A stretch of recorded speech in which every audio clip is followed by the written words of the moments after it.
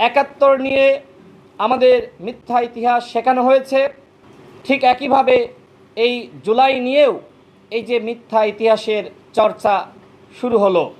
গতকাল মাননীয় প্রধান উপদেষ্টা জুলাই ঘোষণাপত্র পাঠ করেছেন এবং একই সাথে জাতির উদ্দেশ্যে বক্তব্য প্রদান করেছেন। তারই প্রেক্ষিতে আজকে গণ অধিকার পরিষদের সংবাদ সম্মেলন। আমার পরে আমাদের সংগ্রামী সভাপতি জনাব নুরুল হক নূর বক্তব্য রাখবেন। আমরা গতকাল লক্ষ্য করলাম মাননীয় প্রধান উপদেষ্টা যে ঘোষণাপত্র পাঠ করলেন সেখানে মহান মুক্তিযুদ্ধের আগের এবং পরের ইতিহাস উল্লেখ করা হয়েছে। আমরা এইটাকে পজিটিভভাবে দেখছি, কিন্তু যে ঘটনাকে কেন্দ্র করে বাংলাদেশে গণ অভ্যুত্থান সংঘটিত হয়েছে সেই প্রেক্ষাপট উল্লেখ করা হয়নি। অর্থাৎ একটি একপাক্ষিক ঘোষণাপত্র জাতির সামনে হাজির করা হয়েছে। আমাদের দল গণ অধিকার পরিষদের পক্ষ থেকে আমরা গত 3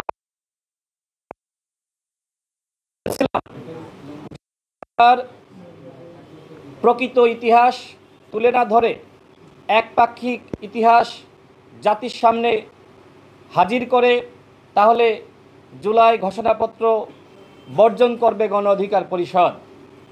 এরপরে আমরা সরকারের প্রতিনিধি তাদের সাথেও যোগাযোগ করেছি। তারা বলেছেন আপনাদের যে দাবি সেটা আমরা যারা দায়িত্বপ্রাপ্ত ছিলেন তাদের কাছে পৌঁছে দিয়েছি। আমরা তারপরেও লক্ষ্য করলাম আমাদের যে দাবি ছিল সেইটা উল্লেখ করা হয়নি। আমরা শুধুমাত্র কোটা সংস্কার আন্দোলনের কথাই বলি নাই, আমরা বলেছি নিরাপদ সড়ক আন্দোলন এবং মোদি বিরোধী আন্দোলন, শাপলা চত্বরে হত্যাকাণ্ড, আবরার ফাদ হত্যাকাণ্ড সহ আন্দোলনগুলো এদেশের তরুণদের মস্তিষ্কে বিপ্লবের বীজ বপন করেছে। সেই আন্দোলনগুলোর সঠিক ইতিহাস জুলাই ঘোষণাপত্রে থাকতে হবে, কিন্তু গতকাল আমরা সেটি লক্ষ্য করিনি। এই মুহূর্তে আমি আমাদের দলের লিখিত বক্তব্য আপনাদের সামনে পাঠ করছি। প্রিয় সাংবাদিক ভাইয়েরা,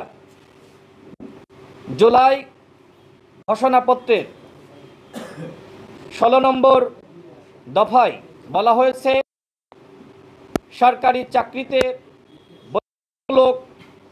কোটা ব্যবস্থার বিলোপ ও দুর্নীতি প্রতিরোধে বৈষম্য বিরোধী ছাত্র আন্দোলন চলাকালে ইত্যাদি।